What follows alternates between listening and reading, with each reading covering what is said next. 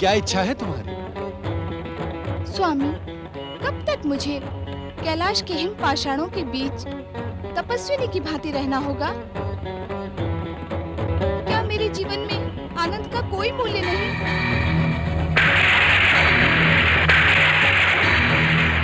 क्या मेरी कल्पनाएं कभी साकार नहीं होंगी?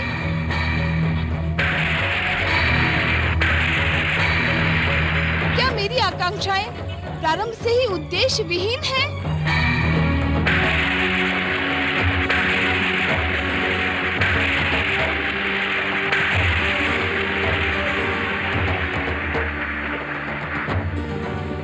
उत्तर दे स्वामी। आपके भक्तगण आपको त्रिलोकीनाथ कहते हैं। आप तीनों लोकों के स्वामी हैं, विश्वनाथ हैं। किंतु आप एक तपस्वी की भांति जीवन जीकर मुझे भी ऐश्वर्य और सुख भोग से वंचित रखने के इच्छुक हैं।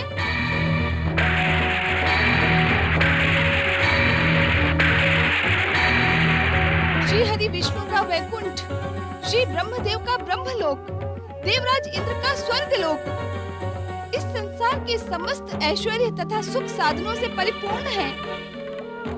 फिर मुझे क्यों पाषाण कंदरा में जीवन व्यतीत करना पड़ रहा है? उत्तर दे स्वामी, उत्तर दे। ऐसा प्रतीत होता है कि पर्वतराज हिमालय की राजकन्या रहकर भी महलों की भव्यता, मोहकता, ऐश्वर्य और सुख भोग से तुम्हारा मन संतुष्ट नहीं हुआ पार्वती।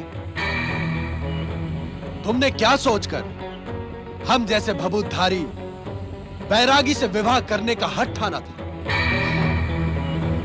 क्यों हमें प्राप्त करने के लिए कठोर तपस्या की थी?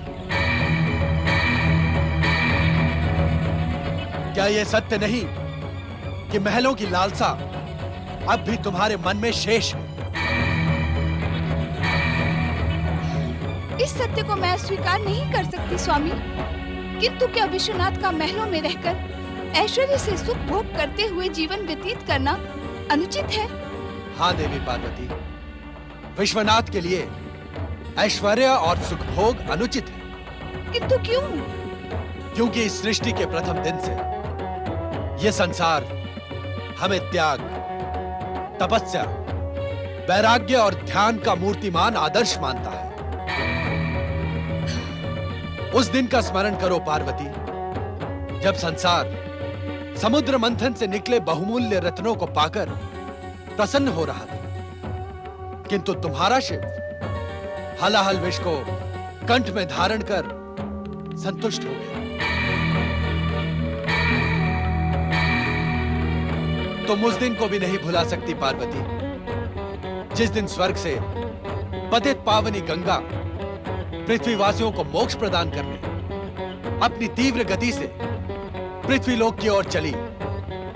तब पृथ्वी पाताल के रसातल में ना पहुंच जाए, इस कारण हमने उसे अपनी जटाओं में धारण कर लिया।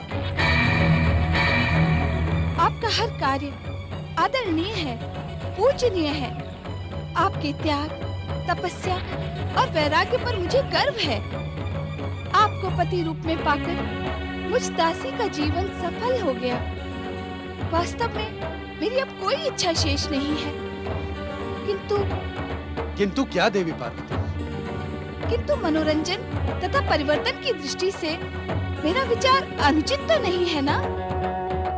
प्रश्न यदि परिवर्तन तथा मनोरंजन का ही है तो हमें कोई आपत्ति नहीं, किंतु तुम्हारा विचार ईर्ष्यावश उत्पन्न हुआ है। ईर्ष्यावश? हाँ पार्वती, वैकुंठ लोक, ब्रह्मलोक और स्वर्गलोक को देखकर ही तुम्हारे मन में महलों में रहने का विचार जन्मा है। विचारों की इस प्रेरणा को ईर्ष्या का नाम ही दिया जाएगा पार्वती, किंतु इसमें दोष तुम्हारा नहीं, दोष है इस नवयुग के परिवर्तन का। अर्थात? हाँ पार्वती, सतयुग के पश्चात अब त्रेता युग प्रारंभ हो रहा है। इस युग में पुण्य के साथ ही पाप भी अपनी उपस्थिति दिखाएगा। पाप और ईर्ष्या का परिणाम शुभ नहीं होता, संसार के मन में मंगलकारी, कल्याणकारी, शुभ विचारों के आदर्श को जगाने वाले शिव की पत्नी अशुभ परिणामों से भयभीत क्यों हो? यदि ऐसा है तो हम तुम्हारी इच्छा अवश्य पूर्ण करेंगे, किंतु इच्छा पूर्ति पर परिणाम के विषय में हमें दोष न देना। मैं आपको दोष देने का साहस कर भी कैसे सकती हूँ स्वामी? किंतु क्या ये सत्य है कि आप मेरी इच्छा पूर्ण करेंगे? अवश्य। कहो, क्या इच्छा है तुम्हारी? मेरी इच्छा है कि किसी एकांत द्वीप पर हमारी भव्य स्वर्ण नगरी हो। उस स्वर्ण महल के बीचों बीच हमारे अति भव्य स्वर्ण प्रासाद में आप त्याग, तपस्या और वैराग्य को छोड़कर एक कल्पनाशील प्रेमी की भांति मेरे साथ जीवन व्यतीत करें। उस प्रेममय रसपूर्ण वातावरण में रहकर इस संसार की समस्त चिंताएं हम भूल जाएं। तुम जिस कल्पना लोक में खो गई हो, हम उसे अभी प्रकट किए देते हैं।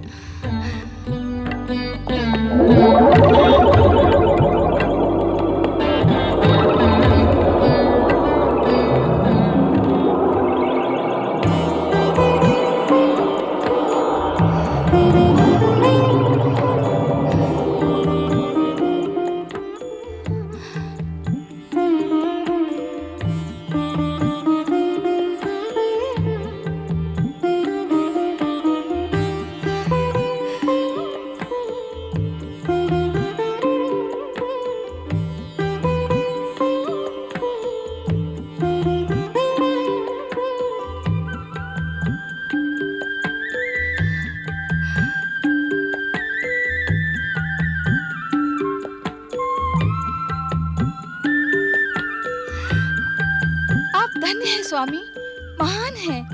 आपका ये निर्माण मेरी कल्पना का साकार स्वरूप है। आपने मेरी इच्छा पूर्ण कर मुझे धन्य कर दिया स्वामी। चलें, वहाँ चलकर निवास करें। देवी पार्वती, जिस प्रकार शक्ति के बिना शिव शव है, उसी प्रकार शिवगणों के बिना शिव अपूर्ण है। उन्हें यहाँ बुला लेना ही उचित होगा। जैसी आपकी इच्छा स्वामी।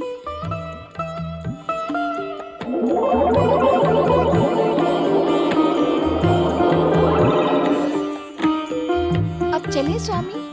पार्वती, यदि तुम कैलाश को छोड़कर स्वर्ण नगरी लंका में रहने की इच्छुक हो, तो यह हमारा नवीन ग्रह होगा। और नवीन ग्रह में प्रवेश से पूर्व उस स्थान पर किसी श्रेष्ठ ब्राह्मण द्वारा विधि पूर्वक गृह प्रवेश पूजन अनिवार्य है। इस समय श्रेष्ठ ब्राह्मण कहाँ से आएगा स्वामी? आप स्वयं यज्ञेश्वर हैं। ये सब भूल आप इस स्वर्ण नगरी में प्रवेश करें। अधीर न हो देवी। हमारे परम भक्त नारद हमारे वहां पहुंचने से पूर्व किसी उपयुक्त यज्ञकर्ता ब्राह्मण को वहां पहुंचा देंगे। नारायण नारायण। देवर्षि नारद, आप ये स्वर्ण नगरी लंका देख रहे हैं। आपकी माता पार्वती अब हमारे साथ वहां निवास करने को अधीर हो रही है। नारायण नारायण।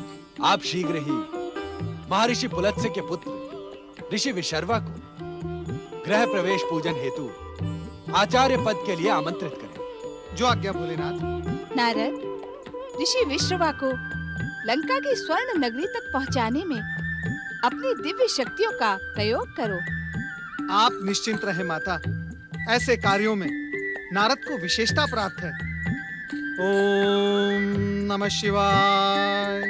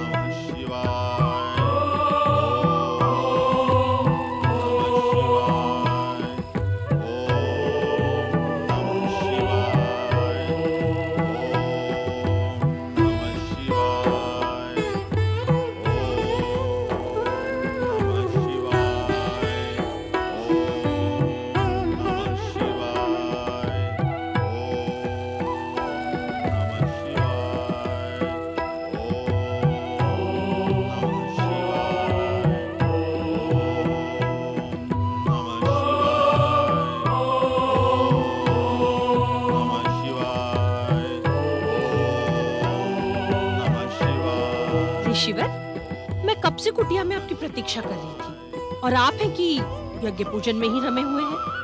ओम नमः शिवाय।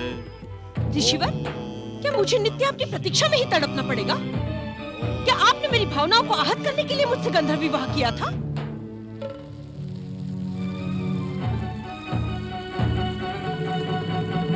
हमें नित्य नियमों का पालन करने से न रोको केकसी। हर कार्य का एक उपयुक्त समय होता है। यज्ञ पूर्ण होते ही हम आपके समीप पहुंच जाएंगे। मैं दैत्यराज सुमाली की पुत्री दैत्यनी केकसी हूँ, केकसी।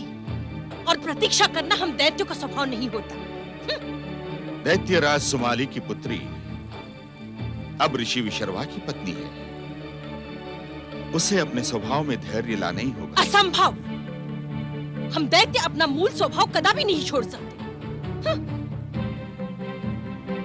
आपने विवाह करते समय मुझे वचन दिया था ऋषिवर कि आप सदा मेरी इच्छा का सम्मान करेंगे। हम आज भी अपने वचन पर अटल हैं केकसी,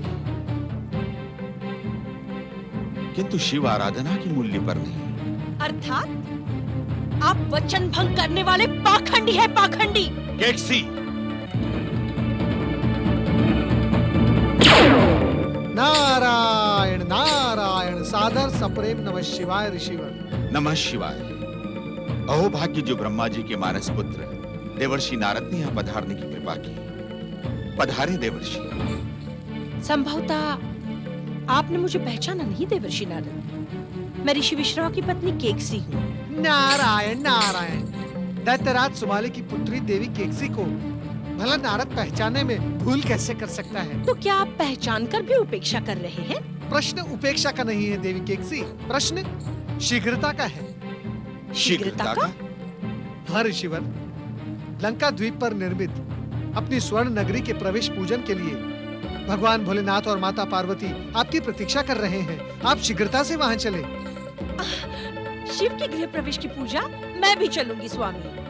शिव शिव शिव शिव शिव शिव शिव शिव शिव। यज्ञ पूजा में इस दैत्यानी का क्या काम है भोलेनाथ? क्या कहा आपने?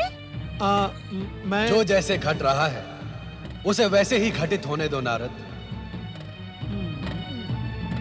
आपने मेरे प्रश्न का उत्तर नहीं दिया देवर्षि। क्या कह रहे थे आप? मैं ये कह रहा था देवी केकसी कि भला ब्राह्मण पत्नी के वहां जाए बिना शुभ काम संपन्न कैसे हो सकता है? मैं ये कह रहा था। नहीं देवर्षि, केकसी हमारे साथ नहीं जाएगी। मैं अवश्य जाऊंगी ऋषिवर, अवश्य। मुझे आप ये बताएं, ये जो आप दिन रात शिव पूजन करते हैं किस उद्देश्य से करते हैं? लोक मंगल के उद्देश्य से।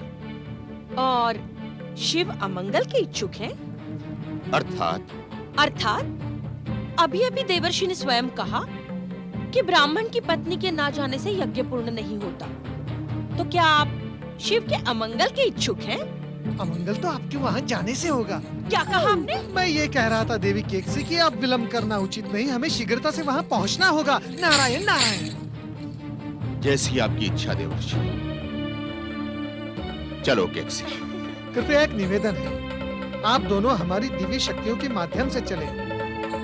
ओम नमः शिवाय।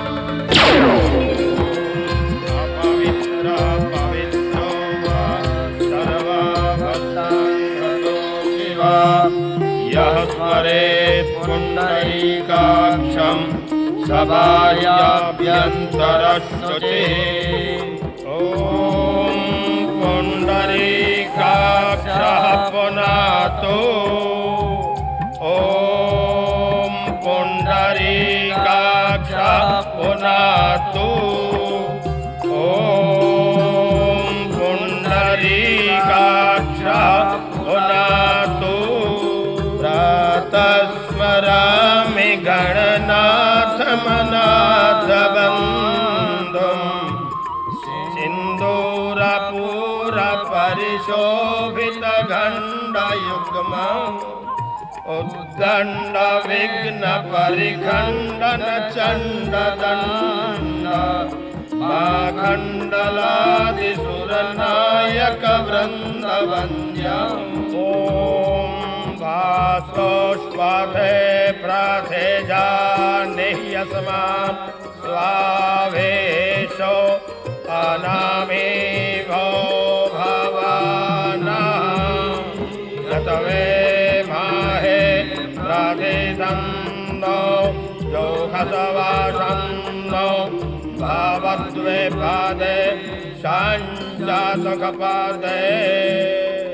ॐ भूर्भुवः स्वः वास्तोष्पते इह गच्छ इह तिष्ठ वास्तोष्पतये नमः वास्तोष्पतिम् आवाहयामि स्थापयामि ॐ पूर्णमदः ॐ शान्ति शान्ति शान्तिः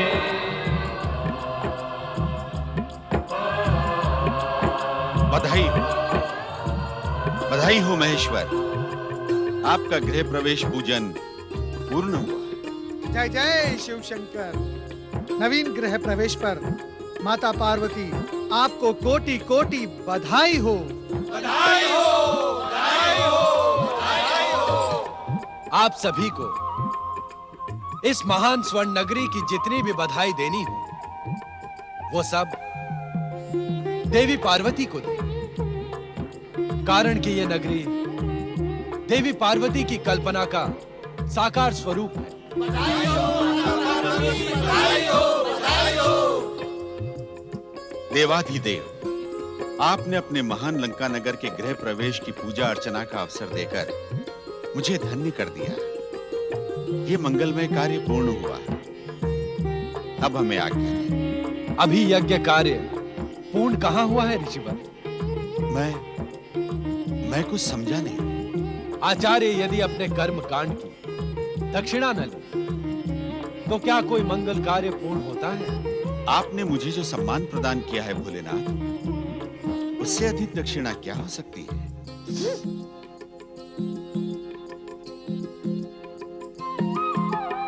आपका कथन सत्य है ऋषि विशर्मा, किंतु दक्षिणा बिना इस मंगल कार्य का महत्व व्यर्थ हो जाएगा।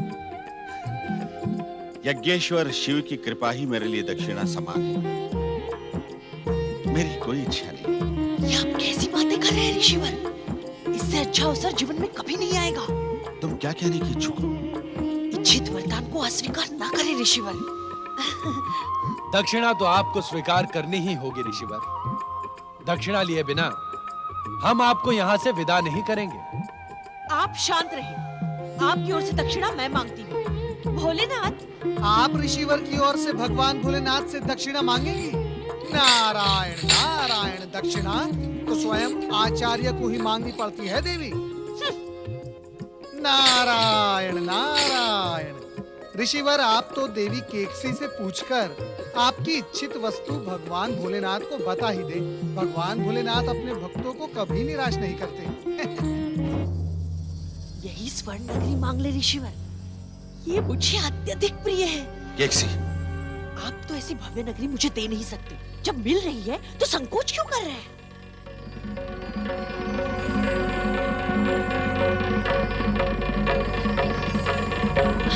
भोलेनाथ, ऋषिवर जो भी मांगेंगे वो आप सहज प्रदान करेंगे? दक्षिणा तो सहर्ष ही प्रदान की जाती है, अन्यथा उसका महत्व शून्य हो जाता है। मांगे ऋषिवर।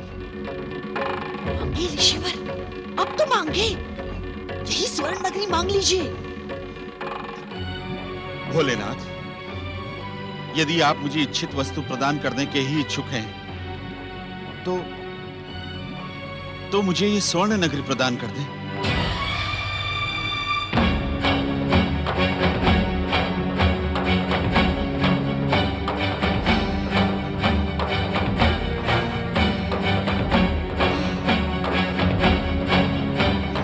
तथास्तु।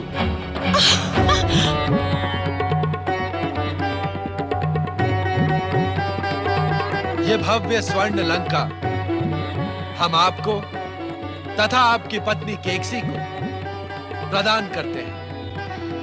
लोभी ब्राह्मण!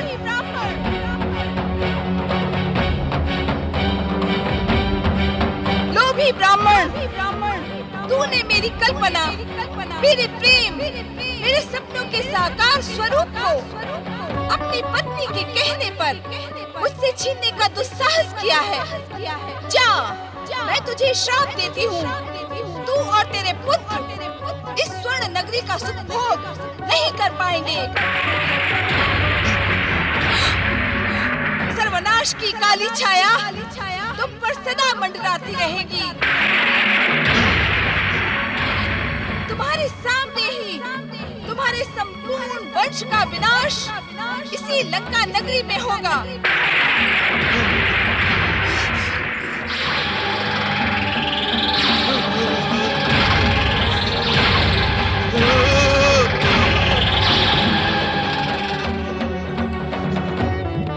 ये तुमने क्या किया पार्वती? दक्षिणा के साथ ही श्राप भी दे दिया। तुमने अनर्थ को निमंत्रण दे डाला है केकसी। शीघ्र यहाँ से प्रस्थान करो, अन्यथा शक्ति रूपिणी पार्वती के क्रोध से हम भस्म हो जाएंगे। किंतु नारायण नारायण, नहीं नहीं ऋषिवर, आपकी इस भव्य स्वर्ण नगरी से आप नहीं, हम प्रस्थान करेंगे। क्यों भोलेनाथ? हाँ नारद, ये स्वर्ण नगरी अब श्रापित नगरी बन गई है। अब यहाँ अधिक ठहरना उचित नहीं है।